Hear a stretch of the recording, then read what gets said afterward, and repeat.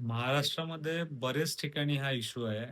काही लोकांचा म्हणजे काही ठिकाणी डिजिटाइज मॅरेज सर्टिफिकेट भेटत नाहीये. त्यामुळे लग्नानंतर काही महिलांना आधार कार्ड लग्नाच्या नवऱ्याच्या नावावरचं आधार कार्ड काढायचं असेल, तर मॅरेज सर्टिफिकेट कंपल्सरी लागतं आणि ते मॅरेज सर्टिफिकेट डिजिटाइज नाही भेटत आहे म्हणून आधार सेंटरमध्ये ॲक्सेप्ट नाही होत आहे आणि त्यामुळे त्यांना नवऱ्याचं नाव लावणं आधार कार्डवरती मुश्किल झालेलं आहे.